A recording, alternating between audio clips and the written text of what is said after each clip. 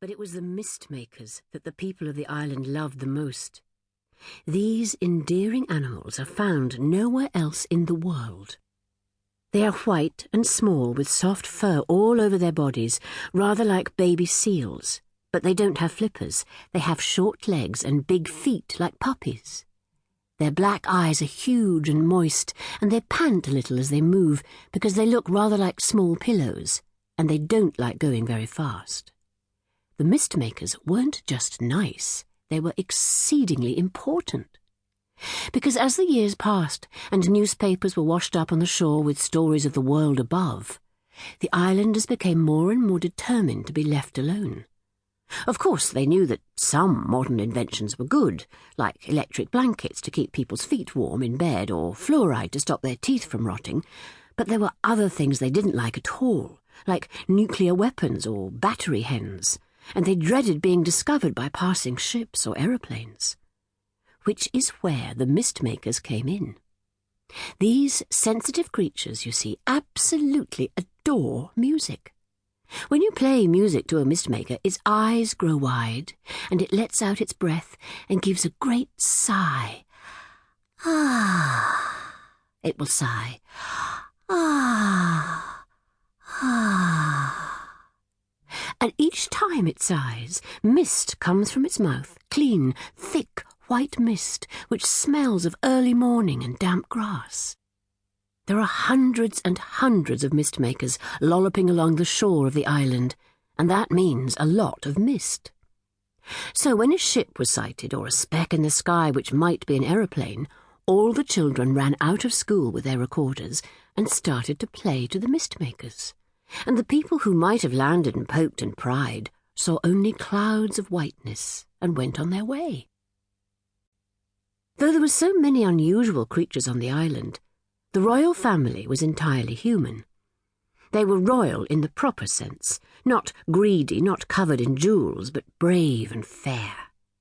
They saw themselves as servants of the people, which is how all good rulers should think of themselves, but often don't. The king and queen didn't live in a golden palace full of uncomfortable thrones which stuck into people's behinds when they sat down. They lived in a low white house on a beach. And one year the queen, who was young and kind and beautiful, had a baby, which is where this story really begins. The baby was a boy with bright eyes, a button nose, and interesting ears. Not only that, but the little prince could whistle before he was a month old. Not proper tunes, but a nice peeping noise, like a young bird. The queen was besotted about her son, and the king was so happy that he thought he would burst, and all over the island the people rejoiced. As soon as the child was born, there were queues of people round the palace wanting to be his nurse. Wise women who wanted to teach him things, and sirens who wanted to sing to him, and hags who wanted to show him weird tricks. But although the queen thanked everyone most politely, the nurse she chose for her baby was an ordinary human. Or rather, it was 3 ordinary humans, triplets, whose names were Violet and Lily and Rose. They had come to the island as young girls, and were proper trained nursery nurses who knew how to change nappies and bring up wind and sieve vegetables. Having triplets seemed a good idea, because looking after babies goes on night and day, and this way there would always be someone with spiky red hair and a long nose and freckles to soothe the prince and sing to him, and he wouldn't be startled by the change, because he wouldn't be able to tell Violet from Lily or Lily from Rose.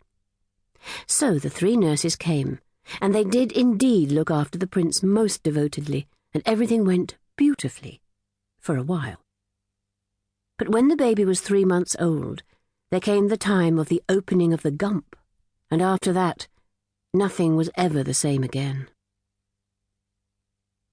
There was always excitement before the opening. In the harbour, the sailors made the 3-masted ship ready to sail to the secret cove. Those people who wanted to leave the island started their packing, and rest houses were prepared for those who would come the other way. It was now that homesickness began to attack Lily and Violet and Rose. They loved the island, and they adored the prince, but now they began to remember the